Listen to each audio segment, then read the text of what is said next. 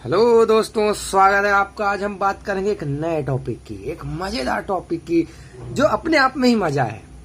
जो मतलब जिस चीज से हमको मजा आता है वही है आज का टॉपिक, रस।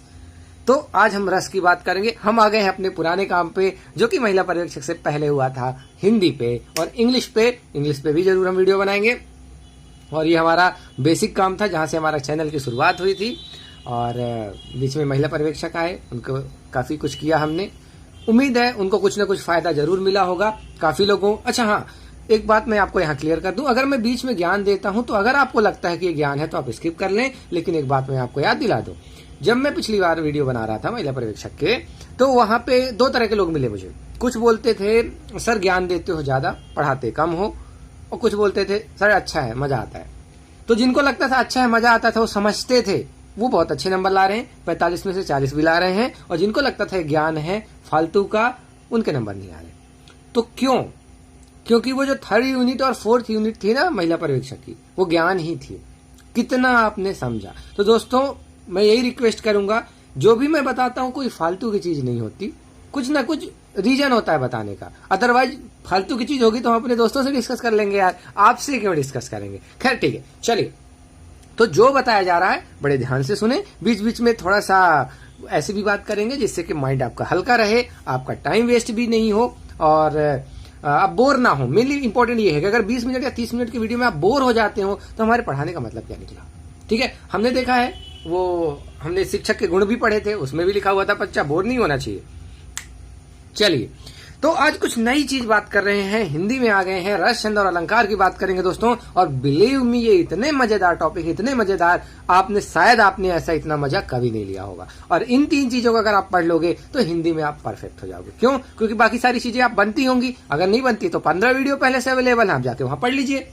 और मेन इंपॉर्टेंट पार्ट जो सबसे ज्यादा एग्जाम में, अगर एसआई की एग्जाम की बात करें या और ज्यादा एग्जाम की बात करें, यही आते हैं, रस छंद और अलंकार। और दिक्कत होती है इन्हीं में। रस में तो ज्यादा नहीं होती है हालांकि, लेकिन छंद और अलंकार में ज्यादा दिक्कत होती है। तो हम बात करेंगे रस की, जल्दी से शुरू करते हैं। तो सबसे पहले हम समझ लेते हैं जो टॉपिक हम पढ़ना चाह रहे हैं, क्यों पढ़ रहे हैं भाई, पता तो चले। एग्जाम निकालने के लिए थोड़े पढ़ रहे, ज्ञान मिलना चाहिए, ज्ञान बहुत जरूरी है। और रस क्या है, देखिए पहले तो रस का मतलब समझे। तो रस का अर्थ है आनंद, और दुनिया में हर कोई आनंद ही चाहता है। लेकिन आपको आज ये भी समझ में आएगा, अब जब हम बात करते हैं, फिल्मों में हमने देखा होगा, दिल टूटता है, फिर दूसरा बंदा आके ज्ञान देता है, तो फिर वो पहला वाला बंदा क्या बोलता है, यार दिल टूटने का अलग ही मजा है, दिल टूटने में जो आनंद मिलता है वही तो मतलब वही मैं जिंदगी भर लेना चाहूंगी या चाहूंगा, जो भी है। तो वही चीज, तो अब आप खुद सोचो कि दिल टूटने में भी कोई आनंद मिलता है क्या? आपको समझ में आ जाएगा थोड़ी देर बाद जब हम करुण रस की बात करेंगे। ठीक है, यह वियोग श्रृंगार, मेनली हम बात करेंगे वियोग श्रृंगार रस की। वहां पे आपको समझ में आएगा कि क्यों वो दिल टूटने पे भी मजा आता है। ठीक है, तो हर चीज का अलग मजा है, हर चीज में रस है, बस आप में है कि आप रस ढूंढ पाते हो कि नहीं। अगर काम में आपको प्रॉब्लम आ रही है तो वहां भी रस है, अगर आपको दुख हो रहा वहां भी रस है, मजा आ रहा तो रस तो है ही है। कोई भी चीज, आप इरिटेट हो रहे हो उसमें भी रस है, आप ढूंढो तो धीरे धीरे आप देखोगे लाइफ कितनी अच्छी लगने लगेगी आपको। हर जगह पे आनंद ही आनंद। ठीक है, आनंद ही आनंद क्यों? अगर इरिटेशन में भी रस मिलता है और रस का मतलब आनंद होता है, तो हर जगह तो आनंद ही है ना यार। तो आप ढूंढो उस आनंद को। ठीक है, चलिए। तो काव्य को पढ़ने या सुनने से जिस आनंद की प्राप्ति होती है उसको हम बोलते हैं रस। मैंने यहां पे काव्य लिख दिया है, काव्य को पढ़ने या सुनने में। क्यों? क्योंकि जब डेफिनेशन बनाई गई होगी तब काव्य के लिए बोला गया था। लेकिन दोस्तों रस हर जगह है, हर जगह पे रस है, हम बात करेंगे उसकी। अभी हम बस इतना जान लें, जो बुक का नॉलेज है वो याद करते रहें, जिससे कि आपको एग्जाम में कहीं कोई दिक्कत ना हो। तो काव्य की आत्मा या प्राण तत्व जो है वो रस है। तो ये याद रखना, आपको क्वेश्चन पूछे जाके, चूंकि हम व्यापम के लिए बात कर रहे हैं तो व्यापम का मेरे को पता है किस तरह क्वेश्चन पूछता है। अब आपको पूछ लिया जाएगा कि काव्य की आत्मा या काव्य का प्राण तत्व कौन सा है, तो आपको रस दे देगा, छंद अलंकार और नन ऑफ दीज। तो ये सारी चीजें आपको पता होनी चाहिए। ठीक है, रस की कुछ परिभाषाएं हैं, उसके बारे में हम बाद में बात करेंगे। वो पूछते हैं, अपने एसआई में पूछते हैं, व्यापम की यही थोड़ी अलग बेकार सी आदत है। वो एक और चीज पूछता है, रस नंबर पूछेगा। रस के तो ठीक है, आपको पता है जो है, विभाव अनुभाव के भी नंबर पूछेगा और संचारी विभाव के भी नंबर पूछेगा। तो हम सब बात करेंगे वो लास्ट में एक हमारा सेक्शन होगा व्यापम स्पेशल, हिंदी में हमारा हमेशा रहता है, जिसमें नंबरिंग होती है। आपने अगर पुराने वीडियो देखे हैं, जिसकी डिस्क्रिप्शन में मैं लिंक दे दूंगा अगर आपको नहीं मिलता है, और अगर आपको डिस्क्रिप्शन ढूंढने में दिक्कत है, आप जाइए स्ट्रिक्टली एमपी व्यापम सर्च कीजिए यूट्यूब में, वहां पे आपको एक मिलेगी, वहां प्लेलिस्ट खोलिएगा, आपको हिंदी प्लेलिस्ट में सारे मिल जाएंगे। ठीक है, चलिए रस के अवयव या अंगों की बात करें तो मेनली 4। देखिए आपको ये नंबर भी पता होनी चाहिए। तो आपसे डायरेक्ट पूछा जाएगा रस के अवयव कितने होते हैं। अब होता ये है कि चूंकि हम पूरी हिंदी पढ़ लेते हैं और बहुत सारे और सब्जेक्ट पढ़ने पड़ते हैं, तो प्रॉब्लम ये हो जाती है कि हमको ये माइनर चीजें मिस हो जाती हैं। और आपसे जब पूछेगा रस के अंग कितने हैं, आपको एग्जाम में याद ही नहीं आएगा। आपको लगे यार हमने तो पढ़ा था यार, अब आप कंफ्यूज हो जाओ। ऑप्शन ऐसे रहेंगे 2, 4, 6, 8। अब आपको एकदम क्लियर नहीं होगा और आप कोई भी एक तुक्का मार के आ जाओगे। इसलिए व्यापम स्पेशल आप जरूर देखें, जो कि हर चैप्टर के एंड में होगा। ठीक है, आप अगर ध्यान से देखेंगे तो आपको बिल्कुल बनेंगे। तो सबसे पहले आप याद रख लें, रस के जो अवयव हैं, चाहे अंग बोलो, वो 4 हैं। यानी इन 4 चीजों से मिलकर रस बनता है। और वो 4 चीज कौन है? एक है स्थायी भाव, एक है विभाव, एक है अनुभाव और एक है संचारी भाव, यानी कि व्यभिचारी भाव। व्यभिचार आई थिंक आप समझते होंगे, जरूर समझते होंगे, सभी यंग पर्सन है, व्यभिचार जरूर समझते होंगे। चलिए अब आते हैं दोस्तों विभाव की बात। सबसे पहले स्थायी भाव की बात कर लें, फिर विभाव की बात करेंगे। तो देखिए इन 4 तत्वों में अंतर क्या है, सबसे पहले तो आप समझें। ठीक, चारों तत्व जो हैं, एक जो स्थायी भाव है, स्थायी भाव जो शुरू से लेके लास्ट तक रहता है। ठीक है, विभाव डिपेंड करता है सिचुएशन पे। ठीक है, उसके बाद अनुभाव जो होते हैं आदमी खुद फील करता है, हम अभी बात करेंगे सबके बारे में डिटेल में। और संचारी भाव जो थोड़े समय के लिए आते हैं। तो सबसे पहले जो हम पढ़ते हैं, और देखिए अगर आपको रस लेना है ना, आनंद लेना है, तो चारों का कॉम्बिनेशन जरूरी है। 4 में से एक भी अगर मिसिंग होगा तो आप आनंद नहीं ले पाएंगे। तो आपको आनंद लेना है, चारों को याद रखना है और हर चीज में आनंद लेना है। चलिए, तो स्थायी भाव क्या है? प्रधान भाव। तो आपसे उल्टा क्वेश्चन पूछा जाएगा कि सब प्रधान भाव कौन सा है, तो वो आपको बताना पड़ेगा स्थायी भाव। ठीक है, अब इसको प्रधान भाव क्यों बोलते हैं? क्योंकि ये जो रस की अवस्था तक पहुंचता है, यानी कि काव्य या नाटक में शुरू से लेके आखिर तक। तो रस की अवस्था, कोई कीड़ा आ रहा बार बार, आप देख लेना थोड़ा। हाँ, काव्य या नाटक में जो शुरू से आखिर तक रहता है, यानी कि जो रस की अवस्था तक। देखिए रस शुरू में नहीं आता। जब आप कोई चीज पढ़ते हो, आप एग्जाम्पल लें अगर गाना सुनने की, पहली बार कोई डिफरेंट टाइप का गाना आता है, जैसे हनी सिंह टाइप का, मजा नहीं आता। धीरे धीरे धीरे धीरे धीरे धीरे आपको कई बार ऐसा सुनने के बाद ऐसा लगता है कि नहीं यार कुछ तो रस है इसमें, तो अब धीरे धीरे उसको रस आने लगता है। वहां पे आप में स्थायी भाव आ गया। एक और अगर बात करें, कुछ ऐसे गाने होते हैं जो दिल को छू जाते हैं, लेकिन वो पहली बार में नहीं छूते। पहली बार में उनकी वर्डिंग आप सुनोगे उतना मजा नहीं आएगा, लेकिन जितनी बार आप सुनते जाओगे आपको मजा आने लगेगा। और जहां मजा आ गया वहां रस आ गया, यानी वहां आपको स्थायी भाव मिला। तो जो स्थायी भाव है, जो शुरू से लास्ट तक चलता है, ये टोटल 9 ही है। हम बात करेंगे, टोटल 9 ही है, सबके बारे में डिटेल में बात करेंगे। ये 9 के 9 काव्य को जब सुनते हो, काव्य, अब हम काव्य नहीं बोलते, काव्य ये क्यों बोला गया? क्योंकि काव्य या नाटक भी बोलते, क्योंकि वो उस टाइम पे जब डेफिनेशन बनाई गई थी तो काव्य और नाटक ही चलते थे, ये गाने होने होते नहीं थे। ठीक है, इस चक्कर में ऐसा था। पोएट्री चलती थी उधर, नाटक चलते थे पूरे, नाटक वैसे रंगमंच में नाटक हुआ करते थे।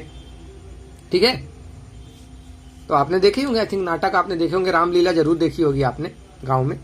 चलिए, तो काव्य या नाटक में जो शुरू से आखिर तक रहता है उसको हम क्या बोलते हैं दोस्तों? स्थायी भाव। और ये 9 होते हैं। ये 9 क्यों होते हैं? क्योंकि रस 9 तरह के होते हैं।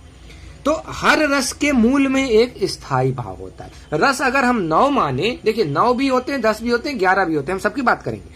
तो जो 9 होते हैं उनमें जो स्थायी भाव हर किसी में एक ही होता है, जो शुरू से लेके लास्ट तक चलेगा उसको बोलते हैं स्थायी भाव। और दोस्तों इन चूंकि ये 9 होते हैं इसलिए इनको बोला जाता है नवरस। तो ये आप याद रखें, नवरस के अंदर कभी कभार आपसे एक और चीज पूछी जा सकती है, हालांकि आज तक नहीं पूछी गई है, कि नवरस के अंदर इनमें से कौन सा नहीं आता।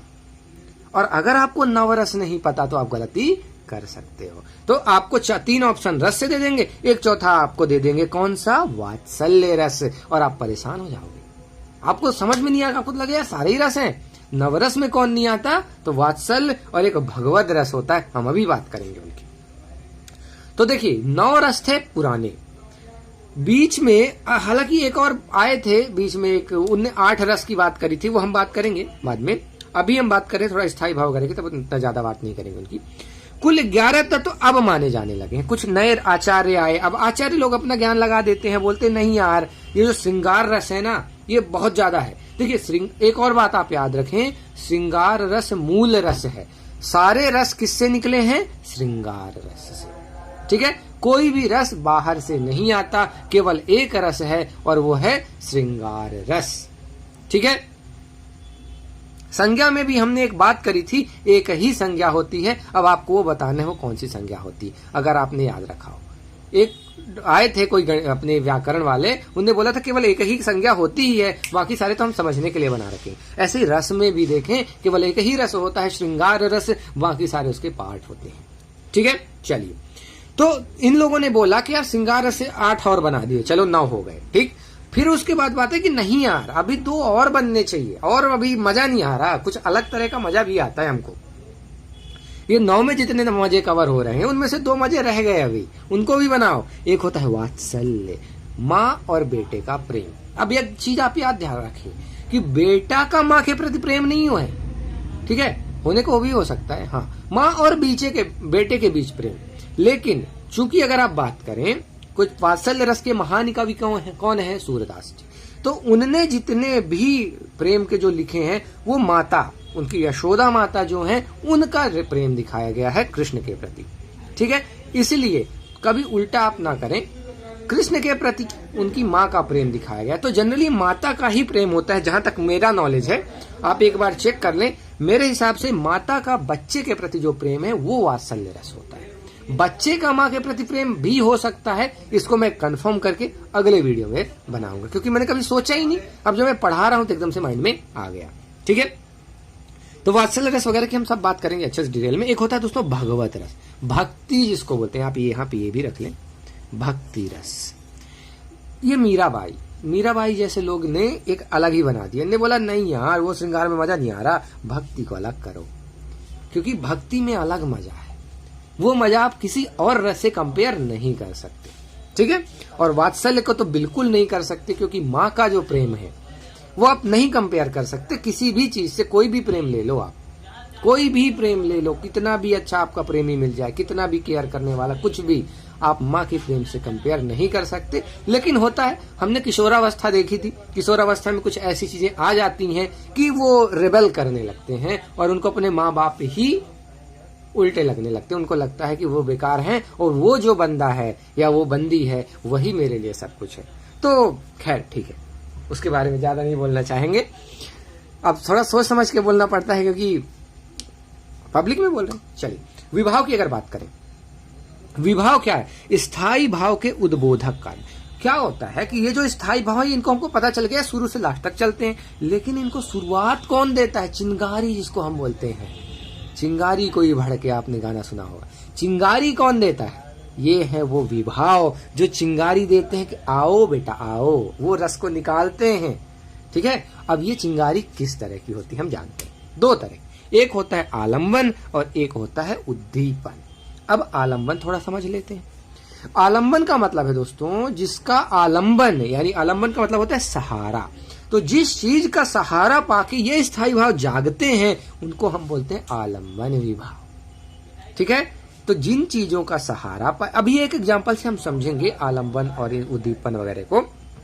आप अभी बस इतना ध्यान दें कि जिन चीजों का सहारा पाके ये चीजें जगी वो कहलाते हैं आलंबन विभाव। अब आलंबन भी 2 तरह से होते हैं, देखिए, दो चीजों का सहारा पा सकते हैं। अब एक एग्जाम्पल ले लीजिए, यहाँ पे राम जी का एग्जाम्पल लिया है, मैं तो बोलूंगा एक लड़का और एक लड़की का एग्जाम्पल लीजिए। एक लड़की है, एक लड़का है, बात कर रहे हैं, लड़की शर्मा जाती है, लड़का भी थोड़ा सा वैसा हो जाता है। वो क्यों? ठीक है, वहां पे अगर हम एग्जाम्पल की बात करें तो जो लड़की है, लड़की किसको देख के शर्माई? लड़के को। कोई प्यार करते हैं आपस में, लड़की लड़के को देख के शर्माई, तो लड़की के मन में भाव जगा शर्म वाला, और वो शर्म वाला जो भाव जगा लड़की के अंदर, तो लड़की हो जाएगी आश्रय, और जिसको देख के वो जगा वो हो जाएगा विषय। विषय का नाम वैसे ही जानते हैं जैसे सब्जेक्ट होते हैं अपने बहुत सारे। तो जिस चीज को देख के हमारे अंदर, किताब को देख के हमारे अंदर मन में क्या भाव जगता है? अरे यार नहीं पढ़ना यार, मजा नहीं आ रहा, तो वो एक भाव जगा किसको देख के? किताब। किताब क्या हो गई? विषय आलंबन, और हम हो गए आश्रय आलंबन। ठीक है, हम जिन आप देखिए, तो जिनके मन में वो भाव जगता है उसको हम बोलते हैं आश्रय आलंबन, और जिसके प्रति ये भाव जगता है उसको हम बोलते हैं विषय आलंबन। ठीक है, और स्पेशली अगर हम जैसे बुक की बात कर रहे थे, तो बुक में देखिए, बुक पढ़ के, बुक को देख के, इतनी सारी बुक को देख के कभी कभी हमको डर लगता है, तो डर भी एक भाव है, स्थायी भाव आता है, हम पढ़ेंगे उसके बारे में। तो किसको देख के आया? बुक के। किसके अंदर आया? हमारे। हम हो गए आश्रय, यानी उन आलंबन को हमने आश्रय दिया। और विषय आलंबन क्या हो गए? जिन जिन विषयों के देख के हमारे अंदर ये आया। तो आश्रय और विषय आई थिंक आपको क्लियर होगा। अब आते हैं दोस्तों उद्दीपन विभाव। ये बहुत मजेदार है, जो सिचुएशन होती है, ठीक है, जैसे जिन वस्तुओं या परिस्थितियों को देख के स्थायी भाव जगते हैं। अब जैसे चांदनी रात है, चांदनी में बहुत रोमांटिक हो जाता है आदमी, तो वो क्या है? वो माहौल। उद्दीपन की जगह आप और अच्छे समझे माहौल बनाना। तो वो चीजें जो उन भागों को जागृत करने का माहौल बनाती हैं, वो होते हैं उद्दीपन विभाव। जैसे चांदनी रातें, कोकिल, कभी कभी होता है कि माहौल आप जा रहे हो, देखने घूमने जा रहे हो, नेचर घूमने जा रहे हो, प्रकृति को देखने, कोयल कहक रही है, तो बड़ा अच्छा सा लगता है माहौल। एकांत स्थल में कभी कभी मजा आ जाता है, कभी कभी रमणीक उद्यान, कोई उद्यान बड़ा अच्छा लग जाता है। कभी नायक या नायिका के शारीरिक चेष्टाएं, यही है शर्म। लड़के के मन में भी आता है और लड़कियों के मन में भी आता है, चेहरा लाल हो जाता है, कभी कभार होता है चेहरा लाल हो जाता है, वो हम पढ़ेंगे, वो संचारी भाव होते हैं एक्चुअली में। ठीक है, तो होता क्या है? शारीरिक चेष्टाएं, जैसे कोई एक्शन करते हैं नायक या नायिका, तो उससे उनके मन में जो भाव जगते हैं वो करते हैं। अब देखिए शर्म कब आएगी? कोई ना कोई ऐसा एक्ट कर दिया होगा सामने वाले ने, या कुछ भी, या आपको हंसी आएगी। जैसे मान लीजिए मैं आपको हंसाने की कोशिश कर रहा हूं, तो आपको कॉमेडी वाला मैं करूंगा, तो आपको कॉमेडी क्या है? वो माहौल बना रही है। तो वो होते हैं वो वस्तुएं या परिस्थितियां जो नायक नायिकाओं से अलग हों। वैसे तो नायक नायिकाएं की शारीरिक चेष्टाएं भी आ जाती हैं, जो इन चीजों को, जो स्थायी भाव को उद्दीप्त कर रही होती हैं, वो होते हैं उद्दीपन। नाम ये उद्दीपन।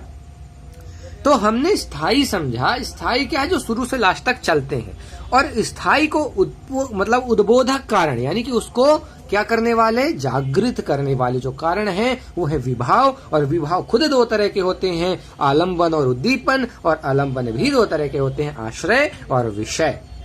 ठीक है, क्लियर हुआ? एक एग्जाम्पल देख लेते हैं।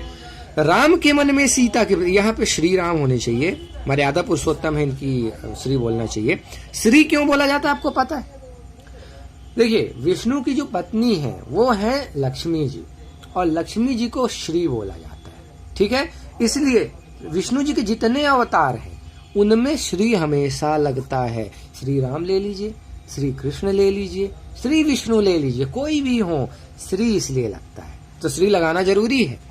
श्री राम के मन में सीता जी के प्रति रति का भाव जगता, प्यार। आपने वो सिचुएशन जरूर देखी होगी जब राम जी सीता जी को पहली बार देखते हैं, वो जो प्रेम की भाव आते हैं, जो रति की भाव, रति मतलब प्रेम होता है, वो एक एग्जाम्पल में दिखाया गया।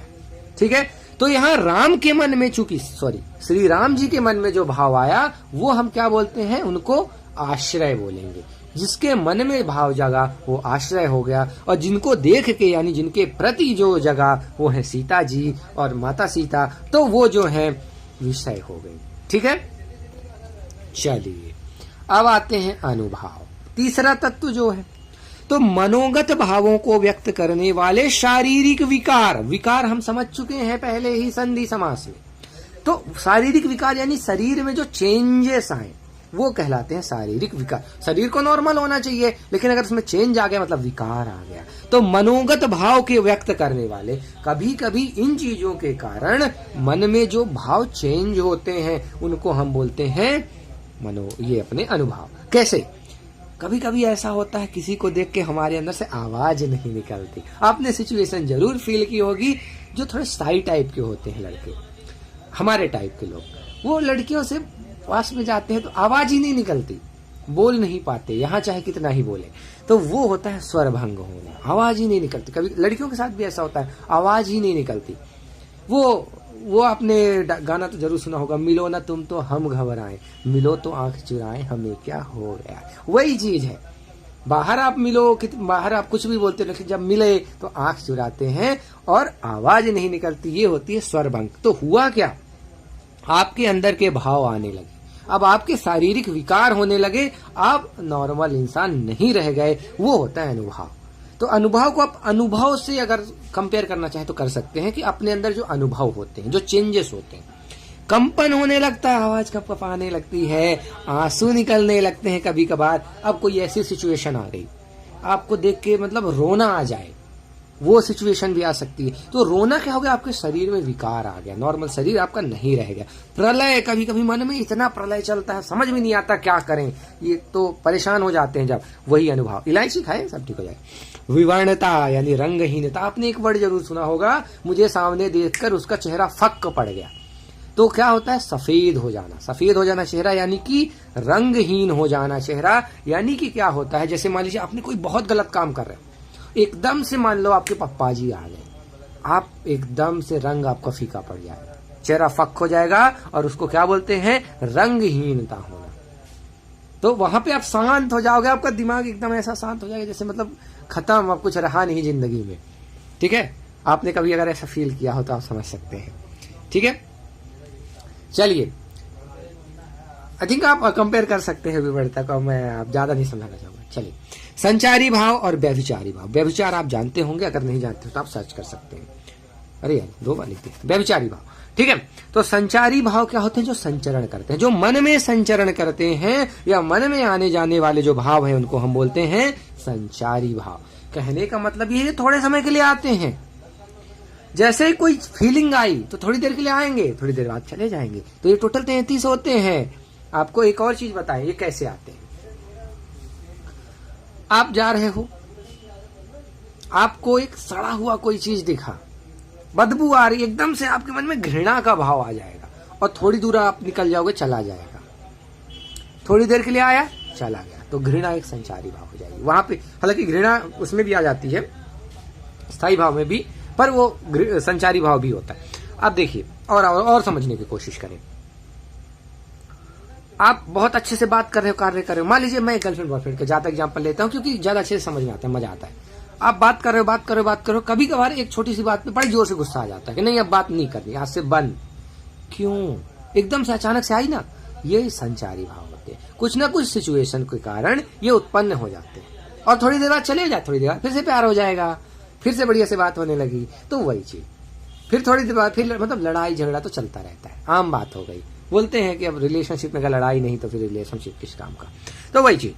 तो थोड़ी, अब कई चीजें हो सकती, आपको एकदम से कॉमेडी सीरियल देख रहे हो, थोड़ी देर के लिए एकदम से हंसी आ जाती, आप इतना जोर से हंसते हो, सामने वाले को लगता है अरे क्या हो गया। देखना कभी होता है ऐसा, आपको जरूरी नहीं हंसी आए पर किसी को आ जाती है। तो और हंसी, जितने बहुत तरह के संचारी भाव होते हैं, 33 तरह के भाव होते हैं। अभी हम पढ़ेंगे हर किसी के बारे में, थोड़ा सा, ज्यादा नहीं, बस थोड़ा सा। ठीक है, तो ये होते हैं संचारी भाव। और आपको बस और एक चीज याद रखना है कि जो 34वां संचारी भाव है, छत्त उसका नाम है, ये भानुदत्त ने दिया, बस एक एक्स्ट्रा नॉलेज है, कभी आपको पूछ ले। वैसे आपको 33 ही लगाना है। और रस कुछ पूछे कभी कितने होते हैं तो आपको 9 ही लगाना है। और एक और बात, टोटल वैसे कभी पूछ ले कि अब आधुनिक रूप में कितने रस हैं, तो 11 है आपको लगाने, ही आपको याद रखना है। भक्ति और वात्सल्य जुड़ चुके हैं। तो मुझे उम्मीद है दोस्तों रस के चारों अंग आपको बहुत अच्छे समझ में आए होंगे। हम थोड़ा ऐसे एग्जाम्पल लेते हैं जो आप प्रैक्टिकल लाइफ से हो, जिससे आपको और अच्छे से समझ में आए। तो कभी आप उसको अन्यथा ना लिया करें, कभी ऐसी कोई इच्छा नहीं होती। हम भी यंग हैं, हमको भी बिल्कुल समझ में आता है हर वो चीजें जो हम बोलते हैं, कभी कभी ज्ञान दे देते हैं, तो कभी कोई दिक्कत नहीं। आप बिल्कुल हल्के से लें, बिल्कुल आप समझने की कोशिश करें, आपको ज्ञान दिया जा रहा है उसको लें, अन्यथा पे कभी ना जाएं। आपको एग्जाम निकालना है, आपको ज्ञान लेना है। ठीक है दोस्तों, मिलते हैं अगले वीडियो में जहां पे हम और थोड़ा डिटेल में श्रृंगार रस वगैरह की बात करेंगे। तो धन्यवाद, अगले एपिसोड में मिलते हैं और आप कमेंट करके जरूर बताएं आपको कैसा लगा। मिलते हैं अगले।